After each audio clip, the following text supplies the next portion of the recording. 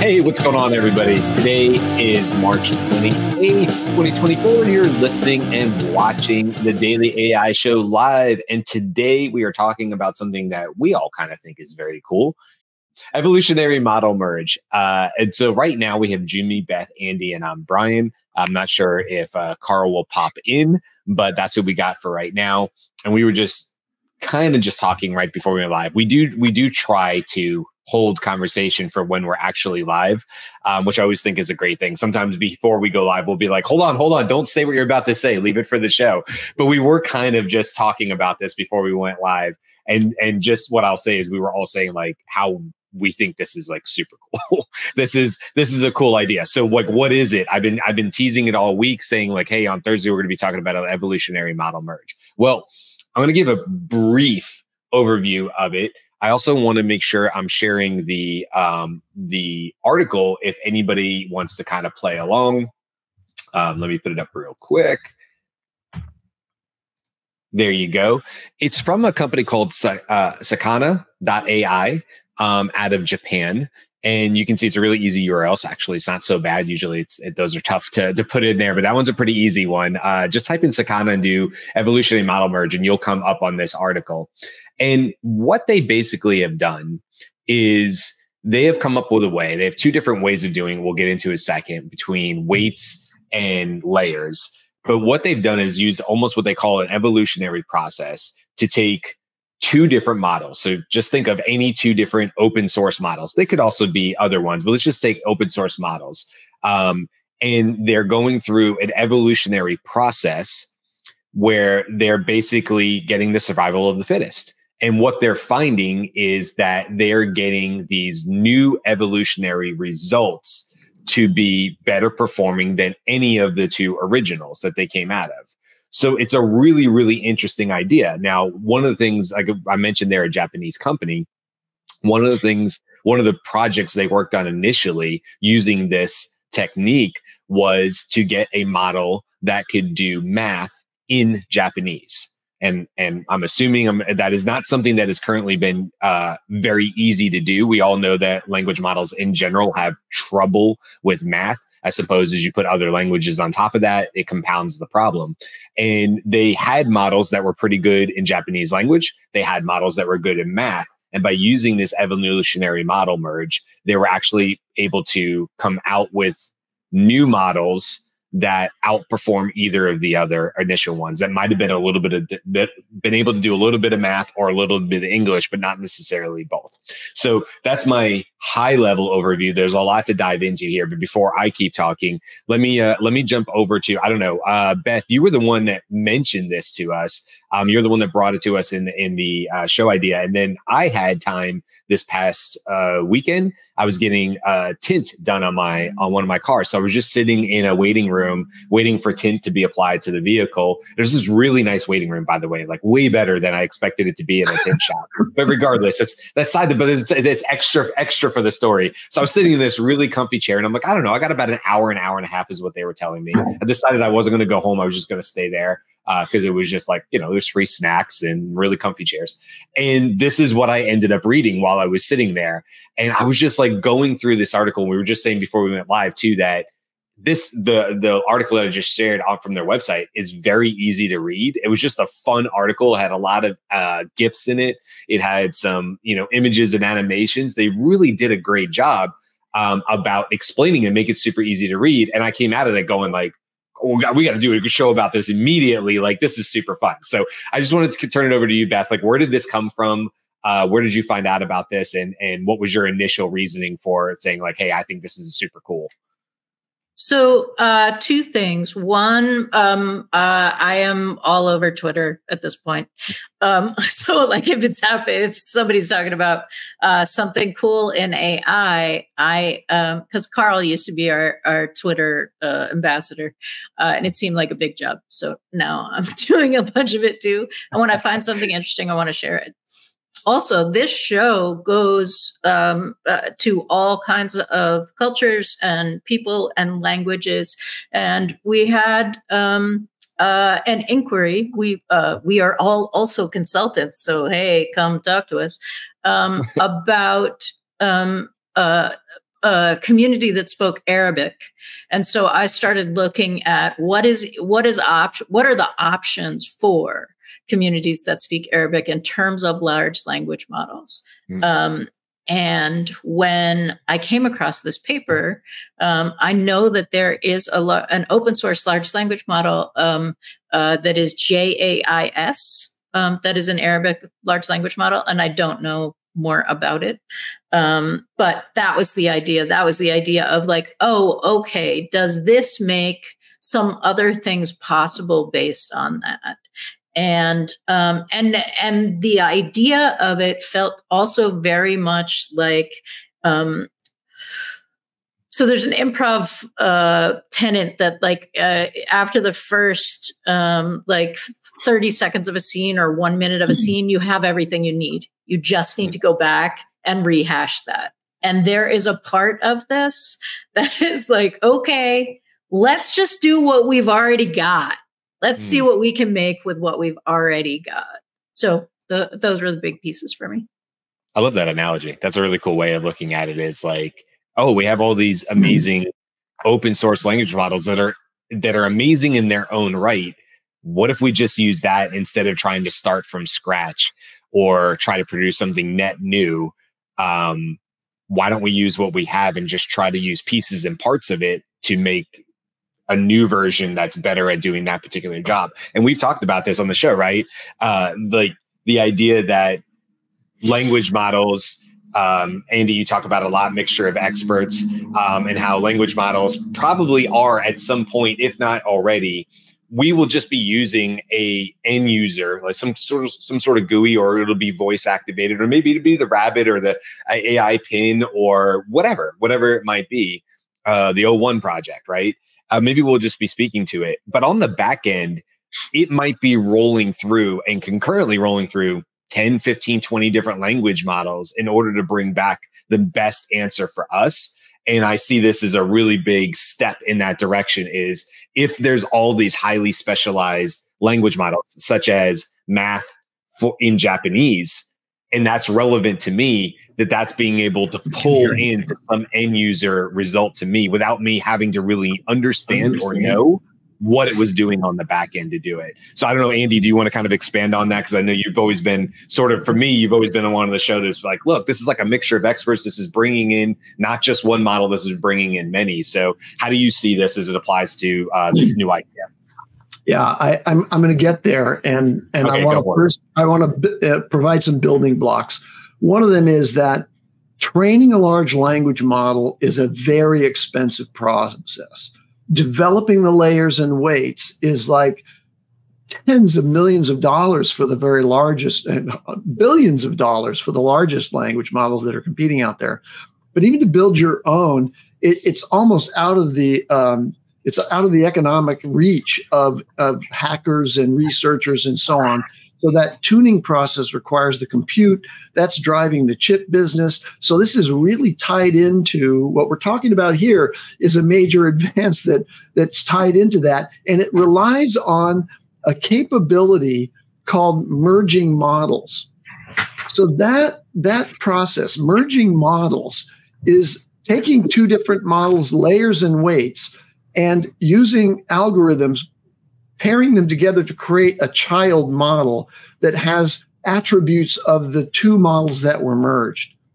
So that doesn't cost anything relative to pre-training a large language model, because that merge process doesn't really require a lot of compute. It's just about reorganizing the layers and weights. So in the hands of hackers and researchers, a profusion of these merged models has occurred. So right now in the open source world, there is on Hugging Face over 500,000 models that you can play with. That's crazy. Almost all of those are merged models. They've spawned because researchers and hackers are taking models and other open source models like Mistral and Llama. Remember, the first big ones that are capable of language, Llama released by Meta, and then Mistral came out, all donated to the open source ecosystem. And then a bunch of hackers they're putting these things together using merging. Now, what Sakana has done is they've taken another algorithm called CMA-ES, which is, forgive the technicalities here, covariance matrix adaptation evolution strategy. Now, that wasn't their code, but it's an evolutionary model for advancing code.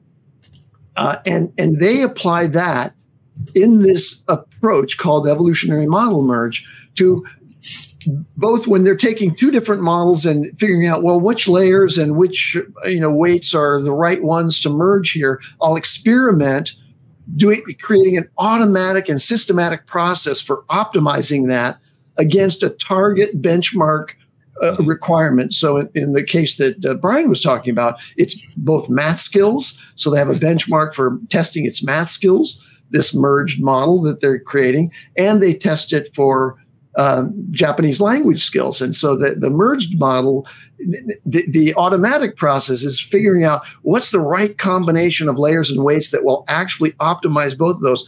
And bing, bang, boom, they're superior. They hit the Open LLM leaderboard with their offspring from this selection process, and it beats all the others. So this evolution, this natural selection that's happening in this process is leveraging the collective intelligence of all of these models that have been handcrafted by all these researchers and hackers. And it's using natural selection in effect to find ones that can really do something much better than existing models do. And it doesn't require pre-training. It's just merging and then experimenting with this merge and take this one that seemed good to start with that one and merge it with another one.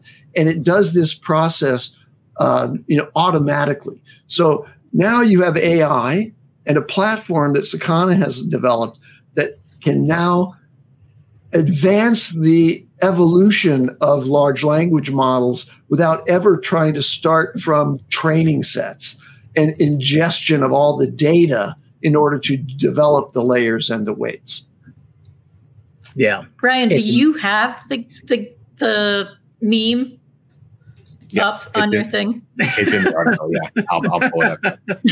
Well, I just want to highlight a couple of key points or key takeaways as Brian brings this up. So can we describe it? Yeah. Go for it, Beth. So it's the meme of Noah on the ark, and he is looking at an elephant and a penguin, and underneath it says, "What the hell is this?" And then he's pointing to something on the other side, and it also indicates the names of the models that they created, that they used to then create what the image shows is a penguin body with the head of an elephant. Right, just mixing and matching whatever you need, and that's kind of the thing that just smacked me in the face about this when you showed me it, because I was just like, you don't have to pre-train. You can take you can cherry pick the best pieces that you need for the model that you want out of it, for the purposes that you want out of it. And so it really becomes the analogy I came up with was that they're Lego pieces, right? All models are Legos now, and I can build my Lego house, build my Lego Star Wars, all out of these pieces to get the thing that I want out of it. And what's really amazing, and Andy, you talked about this, but they saw some huge efficiencies and performance out of this. They took a 7 billion parameter LLM, and it would surpass on different levels a 70 billion parameter LLM, right? And so we've talked about in the past where we're getting there's different methods and techniques applied to these larger foundational models to basically compress their parameter set and get the same amount of performance. So it's not just stitching together a bunch of models in such a way where you get the functionality of these specialized models. You get a state-of-the-art performance level out of it. So it's just not kludging it together. You're getting a better model out of it. So I thought that was huge. And the other thing I wanted to point out was this is a great step because of the specialization, this is a great step to working out the problem of bias or, culturally centric issues in all of our LLMs, right? Well, right now we know that everything's built, English focused and things like that. And so one of the reasons they were building this out is because they wanted to have a Japanese LLM working with, like it was said, like a math-based model. And so this really helps, I think, or I foresee anyways, that it'll really help on the translation side of things, right? If say a year ago, if you were to go to Google Translate and just translate from one language to another, you lose a lot of the cultural awareness in there, right? Just in looking this up, when I was looking for sakana, because I was familiar with the word, but I was familiar with the word just as fish. And there's another layer on there, right? Because it's not just fish; it's fish as a food, and it's not just that. There's also the word is also used to represent the accompaniment, sort of like tapas, with when you go drink sake, right? And so there's multiple layers of that culturally aware aspect that you will lose when your model is not made to incorporate that information or based on that data set, right? So I think this is a huge step forward in balancing those concepts out when your base foundational models would have no real idea to that. So if you typed into ChatGPT and you asked, "Oh, what is sakana?" and it's just going to spew out, "That means fish," it's not developed enough. So that's what hit me in the face initially when I was reading, and I was like, "Oh, this is fantastic! I want my Lego blocks, and I want to build out any possible permutation for any particular task that I want." And if you can give me a 10x savings on parameter size, that means I can put it on smaller and smaller devices. And that's going back to my request for Raspberry Pi clusters to run foundational models.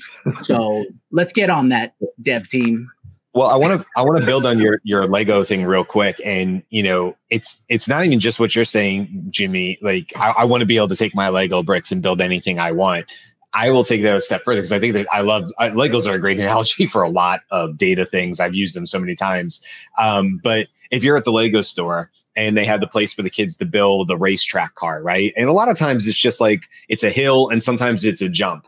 Well, okay, so your Lego car needs to reach a certain speed or it gets knocked off the track. This is hypothetical. And it also needs to clear a certain gap and land on the other side in order to be successful. So we need speed and we need distance of the jump to do it. And in this idea, the evolutionary one, it's not you, Jyunmi, creating a car, it crashing and you fixing that car. It's hypothetically you and a million of you racing new cars down the track simultaneously, and the only ones reaching the target goals at the end are the ones that reach the speed and reach the height that they needed to in order to clear the gap.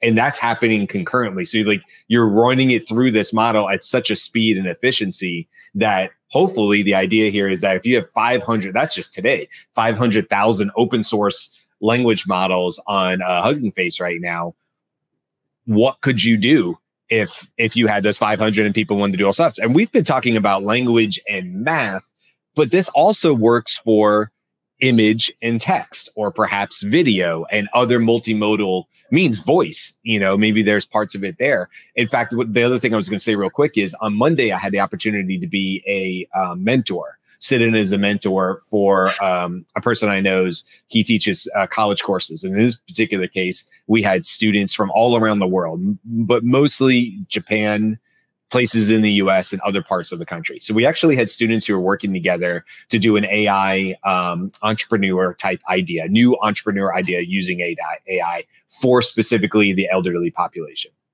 And one of the groups came up and said, our concept is to have an AI that helps preserve the traditional dances of communities.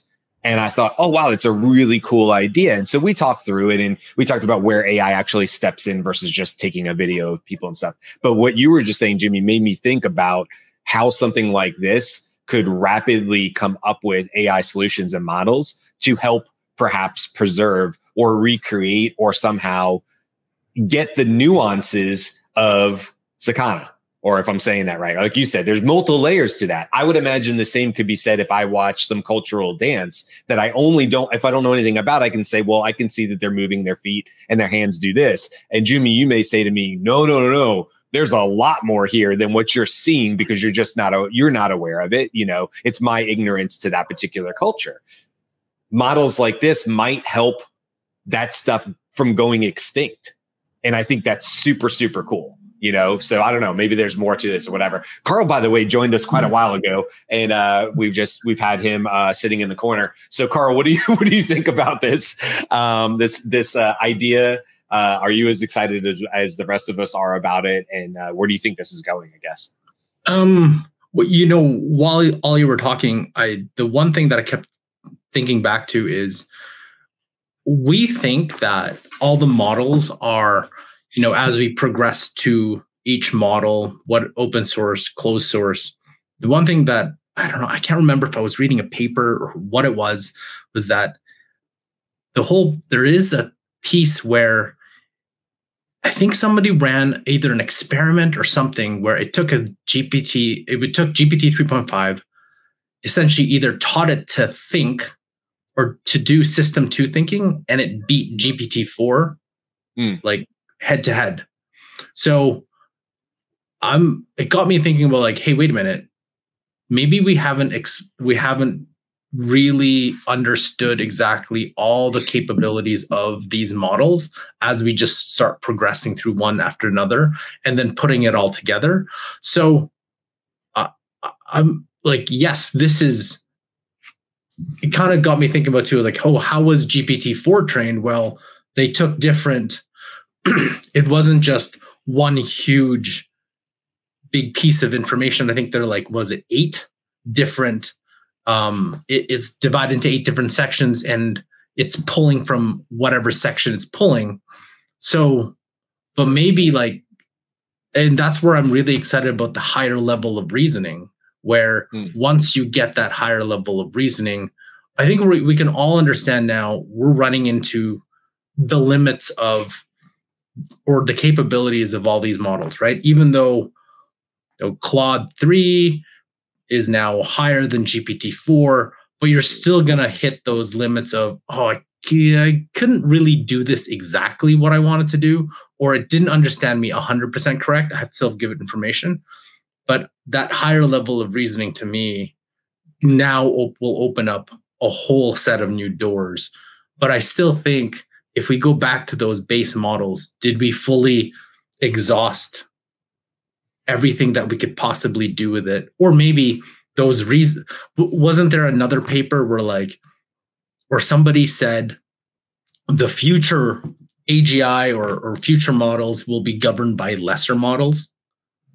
And so the smaller models will start governing the bigger ones. So that just opened up a lot of thoughts in my head about, this one plus, but have we fully explored all those individual models as we start racing to the next piece?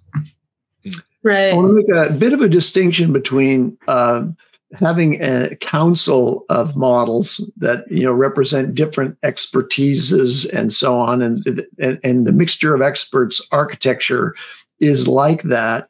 What this technology is that we think is so important, this evolutionary model merging method, is it's combining those into a single model.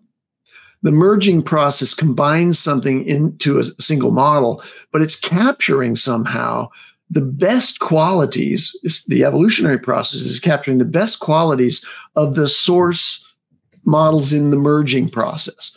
And it can be successive generations, right? So you take these first two models and you merge those, and there's a child model.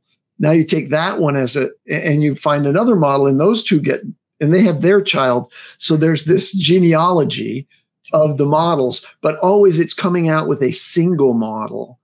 But you can, of course, then extend that to say, okay, now I've optimized this single small model. It's a 3 billion parameter model. It does all of these things so very well that I was looking to sort of genetically engineer.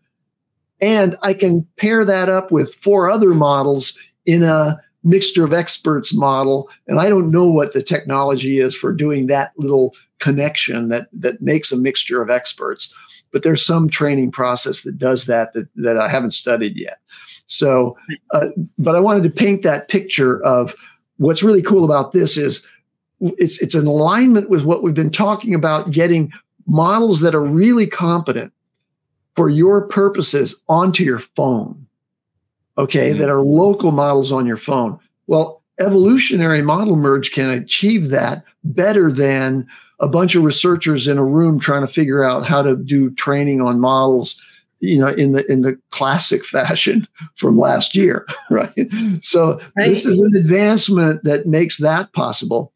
One other point I wanted to make is that this does have possible downstream implications for compute, because if you're no longer going to, if this methodology surpasses the capacity of fine-tuning as a process on top of a foundation model, or pre-training, generally speaking, at, any kind of model, then the chips that are needed and the compute power that's needed to do training and fine-tuning training, those aren't going to be as important as this very inexpensive process of taking what we've already got and mixing and matching it genetically into a really, really competent model that's general. You could create one that's very general in its capabilities, or you could create one that has very specific domain expertise, like we might imagine an Arabic model that's really expert at financial analysis.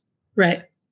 Yeah. So the other piece that this, I think, addresses is the part where you're hearing, what are we going to do when we run out of human-generated data? Then we're going to be in a situation, potentially, is the idea that like we're photocopying photocopies, right? And so the quality is going to degrade each time. What if you don't need to, when you photocopy the photocopy, it builds a whole new thing, right? Like you have 2 sheets of paper, and it just, and that, yes, that's an official technical term with you. Yeah. I was going to ask but you. Like that starts to potentially solve a problem that we thought we were going to have. Like for me, and we have more information about this, but for me, it does feel almost as big as the potential Q star situation that came out, and Sam doesn't want to talk about, but that was going to solve a problem about how you align things beyond human capacity. This is how you create things beyond human imagination, because it's literally an evolutionary process. No one had to think about it. It's just what happens when we merge these. I want to share real quick for those of people who are watching us either on, you can watch this on LinkedIn. You could see the video on Spotify. You could also see the video on YouTube. So if you happen to be in any of those places, and even if you're not, maybe go check this out. I'm just going to share really quick what that's not what I wanted to do. That's what it kind of looks like. So there's basically 3 different ways that they talked about in this article. And they said, look, you can merge layers, and they call that the data flow space. And the little graphic we're showing is just model A on the left, model B on the right. And in the middle is the new model C. And we're literally just picking a little something from A, and we're picking a little something from B. And when we sort of put that Jenga tower together in the middle, it's got a little bit of A and B in it, and it's a new model. So that's one way.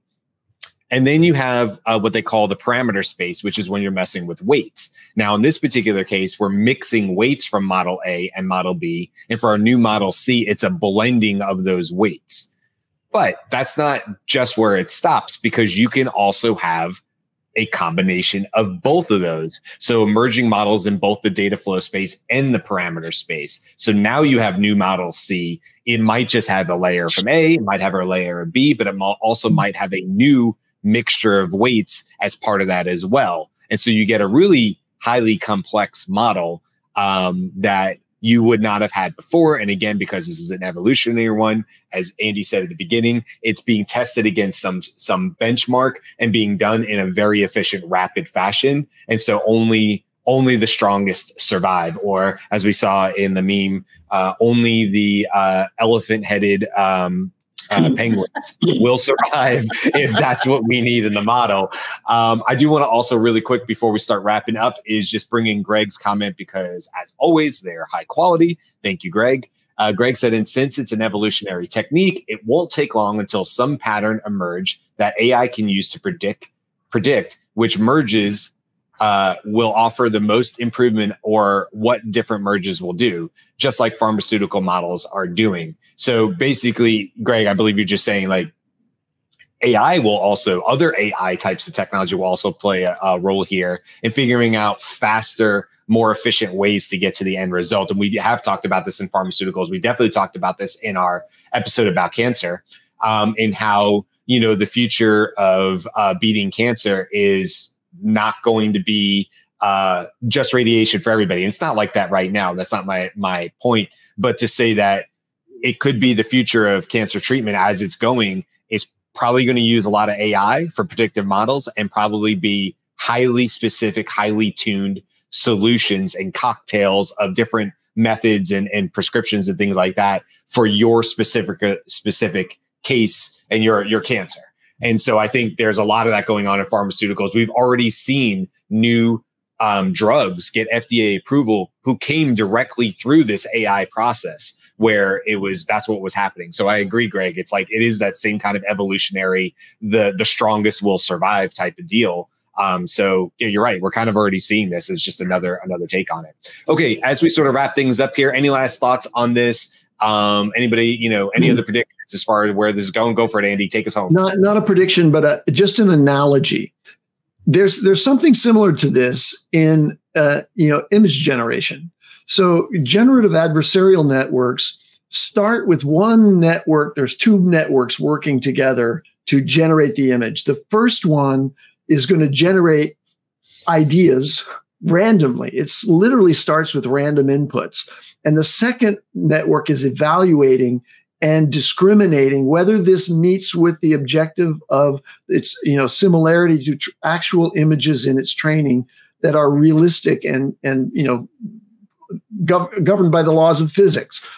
And so in that process, there's this iteration that happens that results in a really satisfying image or video, realistic.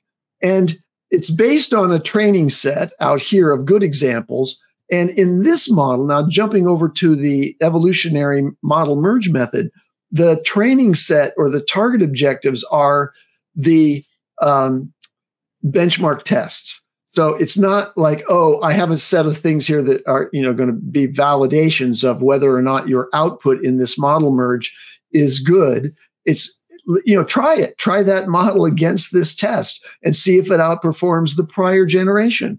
And so it's, I don't want to say that this is like so out of the blue as an idea. It really is the application of existing algorithms like the evolutionary algorithm I mentioned before within Sakana's pipeline. And these ideas of using machines and deep neural networks to iteratively refine something, test it, and then deliver it. Love it. We'll leave it there. Always more to talk about. I am sure this will come back up, as we always say, because there'll be new stories on it, new theories and things, and we'll cover them here on the show as they come out. Tomorrow, we're going to be talking about Claude. If you've been curious about, a haiku, sonnet, opus, what do those three mean? What does Claude 3 mean? What is all this stuff about Claude saying it's now better than GPT-4? Okay, what does that mean? We're going to be covering that tomorrow in our show. So we'll be talking all things Claude. What do we think about it? Have we been using it? Are we leaving ChatGPT in the dust and switching over? You'll learn all that tomorrow on the show. Next week, we have a bunch of shows. We're talking about, the race to instant results, better, faster, stronger, those kind of things. That's on Monday. Tuesday, we're going to be talking about what do you need to do as a business to get ready for GPT-5 and beyond. We have the news next week. We're also talking about a show idea that came out of last week. What are the AI movies that we think have gotten closest to what we think and each individual of us think that the future is of AI? So that's going to be a really fun conversation. And of course, next week to wrap up, we'll have our, what did we just talk about? So we'll become circling back to the stuff as well. So lots of great topics, but specifically tomorrow, if you're interested in learning more about Claude, come back tomorrow and we're going to do a deep dive and give you, as always, our honest review of what we think. If we think it's, not up to snuff, we will certainly tell you our opinions on that and have some good conversation along the way. All right. Thanks, everybody. That's been great. And we'll see you tomorrow. Bye. A lot.